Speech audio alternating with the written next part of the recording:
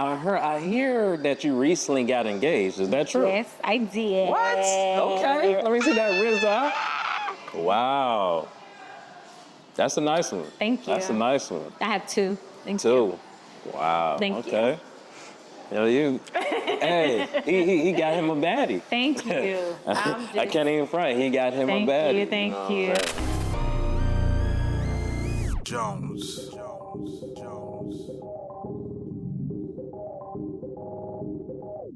We not even in the zone yet. Got your favorite stars on deck. Got the greatest stars. Who's next? You should be checking this hot.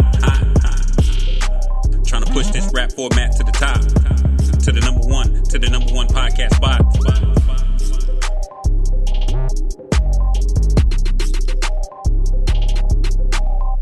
Welcome back. It's the Will Trust Big Up Show. I know I've been gone for a minute, but I'm back, baby. It's Will Trust, and I'm here because I got a special guest for you today. I gotta read this for you.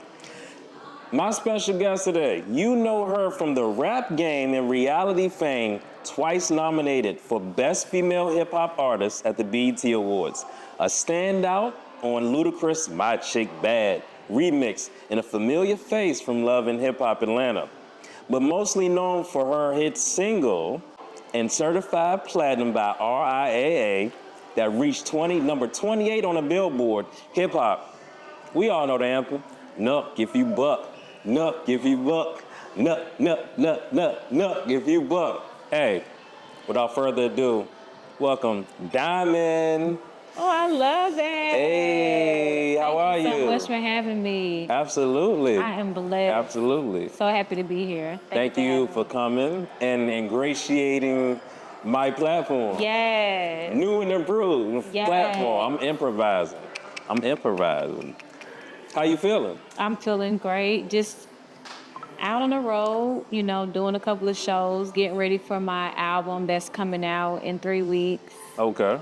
And I have a new addition. I just had a baby. My child is on tour with me, my youngest. Yes. He's 8 months, and I have an 8-year-old. So that's wonderful. Let's talk about that. Motherhood. How is the motherhood life, like physically and mentally? How has that impacted you positively or negatively after birth? Well, I've always wanted to be a mother. I would imagine that, like most women, majority of women that I've interacted with, our dream is to grow up and become a mom. Okay. But at the same time, the fact that I've been in the industry since I was 14 years old, my career has always been a priority. Gotcha. And becoming a mom, that's now a priority for me. So it has been a journey, being able to have to balance being, recording artist, business owner, multiple things under that entertainment umbrella, and juggling being a hands-on mom. Right. I think I've been doing a pretty good job with my 8-year-old. My 8-year-old is a straight-A student. But when you start to add an additional number into the equation, now I have 2 boys. Wow. One 8 months, one 8 years old, having to balance the two, which my 8-year-old, he's really such a joy because he helps me a lot with his younger brother. And his name is Princeton. Like your child. I got a 9-year-old son named Princeton. Shout out to my boy Princeton. He got merch called Prince P merch. Mm-hmm. But that's crazy. Like what is the it's such a coincidence. Your son is what, 8? Yep. My son 9, both named Princeton. Mm-hmm. So you're keeping it like real royal. Yep, because your baby name is royal. So the kingdom. Yep. I like it. Thank you. So like, have you experienced any type of postpartum or anything since having your baby? Absolutely. Like any type of depression, any type of like mixed emotions or feelings? Absolutely. I think postpartum doesn't skip any female. I know I remember when I had my first son, I was like, I'm postpartum not going to do nothing to me. Yeah. But it's really a lot that goes into, you're carrying a life. Right. Then you literally are given, like whether it's a vaginal birth or a cesarean section, you know, it's traumatizing, you know. It is. And it's also a great blessing, you know. Being a mom gives you that extra push. It gives you that extra purpose. I have went through things with my youngest to where I nurtured him. I'm still not as much, but for the first 8 months, I literally was just breastfeeding him. That's For good. my oldest, when he was born, I was doing the formula and breastfeeding, so he wasn't as clingy. Right. This new baby, it's like he would sense me. If I left the house to go just to the grocery store, he's waking up like, and it would be times where I literally like those 4 a.m., 5 a.m. feedings where I'd be like, want to pull my fucking hair out, like, yo, please. You know, went through that phase, and then also had the phase of just feeling like, am I going to be able to still have a career? Like, do I want to still have a career? Do I want to still do music? You know what I'm saying? Because when you become a mom, that's priority. Yeah. So I had to re-fall in love with the rap game, re-fall in love, because I got so content with just being a mom. I took off for 3 months. My first son, I went back to work 8 weeks. Okay. This baby, I took off for 3 months. And I was like, I don't know if I want to go back on the road. I kind of like it here. Right. You know, and now I think with him being 8 months, I'm kind of getting back to that space to where I want to get back on the road. I want to work and, of course, bring him with me. Yeah. So, it has its challenges. Like now we're in the middle of doing an interview and we're over here looking at the baby in the car seat. We see Roy over there. Hey, you know. Nothing wrong with that. Yep. I mean, like, so do you still breastfeed? I still breastfeed. Okay. But not as much. I have them on. I don't believe in cow milk. Yeah, I'm not going to say, see, we here. I'm not really a vegetarian. I'll eat turkey meat. So I'm doing goat milk with him. Okay. So I nurse like those wee hours in the morning, like in between like 2 a.m. and 7 a.m. Are you pumping? Not no more. What? That's a lot to have to be on the go. But when I was doing it, I would stock up, have it in the freezer, whatever the case. Now I'm just old fashioned. I just whip it out. Wow. Put them on the ticket. Throw a blanket over his head. That's why you attached to you. You attached to that nipple. You're right. You attached to that nipple. But I think the pumping is advantageous, especially for his dad and everything. Like you need to have that milk available. You're right. So I remember I went through it, and if you get a good pump, and you can get the most suction, you can get the most milk effectively. Mm-hmm. That's key, having a good pump. Yep, you're right. Man. Especially those the electrical portable ones that you can just put in your bra and go. Exactly. I went to this postnatal retreat that's in Atlanta, Georgia. It's inside of the Four Seasons Hotel. Yeah. And it's a system. It's a system in place where you can literally have your baby go straight from the hospital to this resort, all the way up until the baby. I think they take the kids up into 12 weeks. Okay. About a little close to 3 months. Okay. And they have doulas, they have nurses, lactation classes, CPR classes. They have so many different things that you learn about being a mom, So I was able to bring him, and it really helped me with my postpartum. To the struggling. Huh? Can't use this remote that is being information. Nobody.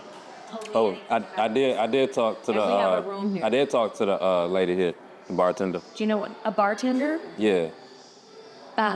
Tonight? Yeah. Okay. And we're documenting because I just got married, so it's just like behind the scenes of everything leading up, and we do have rooms here at the hotel. Okay. So. All right. This is a family documentary. You said anything to me about it. No, it's okay. All right. Oh, yes, good. ma'am. No worries. We're almost Thank you. done too. Okay. Thank you. Hey, let's cheers to that. Thank you. You got that lemon drop. I got that Casa. Casa Amiga. Hey, God is good. God, always protect us, and we keep the show rolling. Don't even matter. Yep, God is. So, I hear that you recently got engaged. Is that true? Yes, I did. What? Okay. Let me see that RZA. Wow. That's a nice one. Thank you. That's a nice one. I have two. Thank Two. you. Wow. Thank you. Okay. Yo, you. Hey, he got him a baddie. Thank you. I can't even front. He got him a baddie. Thank know you. what I'm saying? I'm so happy. If you know me, you know my journey. Right. And most of the fans, like, it has definitely been a journey. I've had some highs and some lows publicly in multiple relationships. Mm-hmm. And I kind of just got to a place where it was like, I'm not gonna say I gave up on love, but it was just like, all right, I'm just gonna focus on my kids, gonna focus on my career. I wanted it. I had my heart open to it. Yeah. And I think that I had just kind of just let go and let God. You know, I'm like, at this point, I'm tired of trying to choose for myself, Lord. Yeah. Send him to me, send him through the front door, send him through the mail. I don't care how you send him, as long as you send to him. Mm-hmm. I don't want to try to choose for myself because apparently I'm not doing right. Right. The selection that I've been choosing, Right. it's not adding up. The math Right. ain't mathing. Okay. So Preach.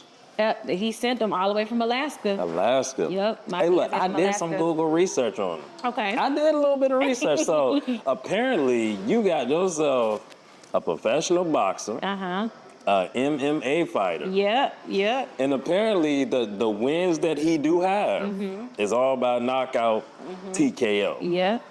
So you Yeah. got yourself Yeah. a provider, girl. You did your homework. Yeah, you got to provide. I mean, Yeah. you got to protect him Yes. and a provider. Yeah. You did. And what was so dope, I think when we had our viral moment, Yeah. it was like he proposed, or there was like, they called it, like a lot of the headlines was like a ring in the ring. He proposed to me after he won a fight inside of the wow. boxing ring in Alaska. That's crazy. So that was like the thing. Yep. All the way in Alaska. All the way in That's Alaska. crazy. I never been to Alaska, but I want to go only to go fishing. And I want to catch some fish. Yep. And I want to eat the sushi. I want to cut it up and eat some sushi right there, Yep. fresh off the water. We gonna do all I love that. sushi. We gonna do all that. We come in, me and my girl, we're going to pull up Yeah. on We're gonna pull up. We're gonna do I'm like gonna have y'all to come to the wedding. Okay, We in don't there. worry. I got y'all. Say less. Say I'm good in care, there. y'all. Alaska's, it's where it's at for real. That's where it's at? Okay. So look, let me switch gears real quick. Hold on. Speaking about relationships, Okay. since we just talked about your new one, Okay. and the future one. Okay. Let me put it in reverse real quick and go Okay. back a little bit. You was on Love and Hip Hop Atlanta. Mm-hmm. Currently, you're not anymore. Mm-hmm. And why did you make that decision not to be on the show anymore? Well, initially, years ago, they asked me when they first started, about 12 years ago, I had went through a very bad breakup publicly, and I was still healing, and I didn't want to be in the same environment. To heal in the same environment that for me was toxic. Yeah. And the opportunity came back around again to where at the time, me and my ex that I initially broke up with 11 years ago, kind of were trying to see about rekindling, kind of like going out, seeing each other, whatever, for a little under a year. And we decided that wasn't, I mean, just to be cool, because we got to, at one point, we wouldn't even be in the same room with each other. Like, Wow. we wouldn't even accept money if people wanted to book us together. Wow. So I think we went through that maybe for closure. In a sense, for me, I think it was probably to help him through his divorce and just be a good friend for him through his divorce. And at times, he has helped me through some things as well. I think that was probably more so closure for us in that aspect. But Love and Hip Hop was a great opportunity, a great platform. It's just that where I am now, I didn't want to be attached to that storyline. Yeah. So for me, it was like either A, we do a real contract and we lock in. And create your own. And you show what I have line, going your on. own storyline. I get it. But at the same time, it's like, do I really want to be locked in? Because I have so many other things moving to where I don't want to give all of that to this platform. Because once you locked in, you like, they own you pretty much. Yeah. So I think it was a great experience, and I'm still cool with all the producers, and we've talked about me making more appearances and so forth. So as of now, me kind of popping in and out doing appearances, I'm cool with that. Not like locking in officially to be an official cast member. Okay. Maybe somewhere down the line, but just not at this present moment. That's not something I think I'm interested in doing. Do you think you was protecting your peace Absolutely. by choosing not to like go back? Absolutely. Because most time people break up, they they get together, break up, and that's actually more of a highlight because you're going through the breakup, and then they want to see what you're gonna do after that. Yep, you're right. So you was really at a pinnacle where you could have went way up. Yep. Like, okay, I'm outside now. Yeah, We not yeah. together. I'm outside yeah, for real. And yeah. you had your own situation going on. Yep. And that's the thing, because from the show, they only show what was going on within the dynamics of the actual cast members, but I still had a life and was dating other people outside of this one particular person. So Right. when I did get engaged, people were like, well, wait a minute, we just seen her 3 months ago, not knowing that, okay, we do film this, but a lot of times when it airs, it's months and months on down the line, Yeah. But yeah, That's what's up. I respect the fact that you chose peace. The Bible talks about protecting your peace. yeah. And there's nothing wrong with the people that choose to take the opportunity and go through any type of drama and get those moments. Like, it's no judgment on nobody. I think we all should do what's best for us and for our mental sanity and for our peace. And I think too, in addition to that, like when you do these type of shows, any reality show, the main thing is, you don't really have control over the outcome of how you'll be edited. But the one most important thing is for you to be authentic and be yourself. Because when you're authentic and you open up to the world, then people can receive you more, and not only receive you, they can learn from whatever it is that you're going through. So for me, it's like I'm all or nothing. Like, I'm gonna be my true authentic self. But then I still, because I've been in the industry for such a long time, since I was 14, I want my privacy. So I'm very, very private because I haven't had that chance to be as private as I would like. So you go into something like reality television, that's even more, people just kind of like invading your space, your privacy. That's what's up. I know we don't got too much longer left, but I do want to touch on this real quick. Oh shit. You good. Let me see. I do want to say, I know you recently lost your dad. I believe a couple of years ago. Yeah, 2 years ago. How has that healing process been for you, and what steps have you made into healing your heart up from that loss? Honestly, I think they said it is 6 stages of grief or 5 stages of grief. I think I'm still grieving. I think that when he first passed away, I was working, of course, financially to take care of the things that needed to be taken care of for the funeral, but I didn't really have time to stop and sit with it. Sometimes you'll just be driving and it hit you out of nowhere. You might hear a song or a scent or something, a memory that brings you back, and then you just have a breakdown type situation. Yeah. And I think right when I got pregnant with my son and got engaged, I was really at a very, very low, vulnerable state. I was very depressed.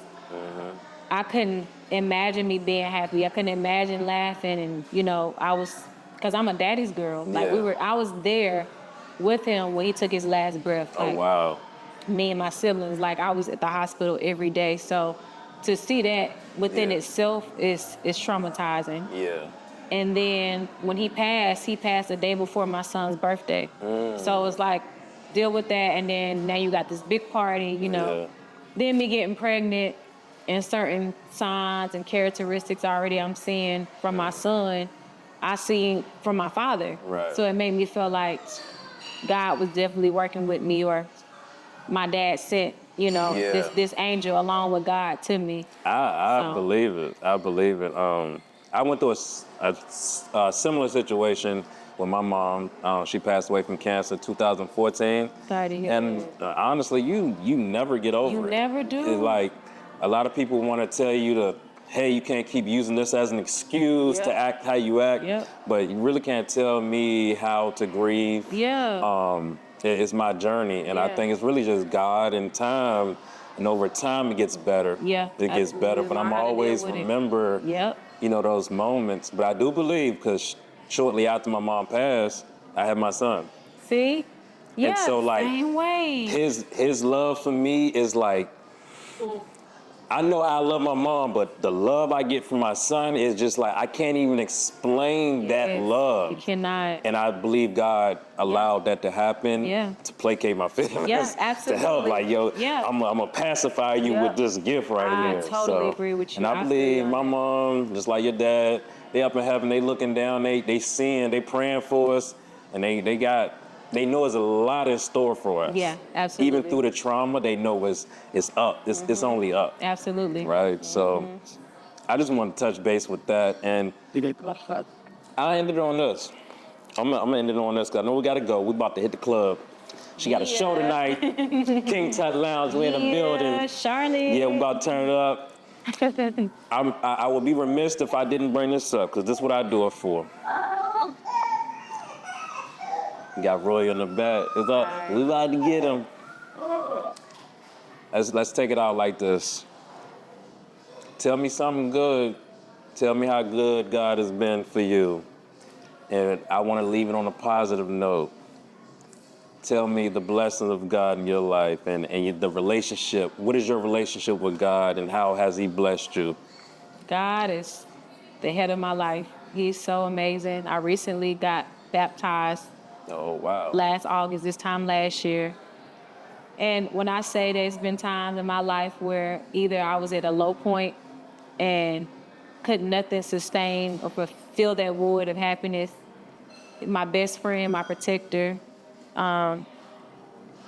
his love is unconditional. He loves us more than we love ourselves. Right. I mean, I see him every day in little signs and details from me meeting people and giving me the desires of my heart. I might want something so small, and when he shows up, he gives me abundantly and goes beyond more than I could ever ask for. And he said, if you have faith as small as a mustard seed, you can move mountains. Absolutely. And my faith, and I think that this time in my life where I am, I just want to be a vessel and use my platform to bring as many people closer to God as I can. And let them know how great He is and how much He loves all of us.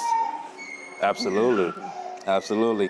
And that's kind of what what this show is about. I ain't gonna say what it's about, but like I said, my mom and my dad passed away. My dad was a pastor, he was a bishop. Wow. My mom was into the church. So I know I be in the streets, I be outside, but at the end of the day, I know who God is, and I know they are looking down from heaven like, you got to talk about God and how God blessed us. We blessed, man. We highly favored. Yes, Lord. And I would be remiss if I didn't tell people about what God has done for us. So I like to extract your faith and your beliefs out of you so we can project it in the world and project it to the people that's watching, the billions that's going to watch this, because it's going to go viral on a positive note. It ain't got to always be negative for it to go viral, you feel me? We can put some positivity in the world. So with that being said, I appreciate you. Thank you for having me. Embracing me. Absolutely. Coming to my platform, gracing your presence. Yes. And we about to turn it up. Yes, we hitting the club, right? Yes, we hitting the club. And you drinking. I'm back drinking. Yeah, we're gonna take some shots. Yes. About to go up one time. So look.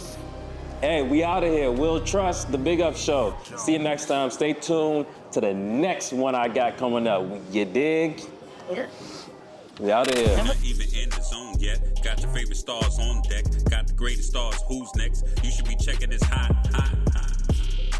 Trying to push this rap format to the top. To the number one podcast spot.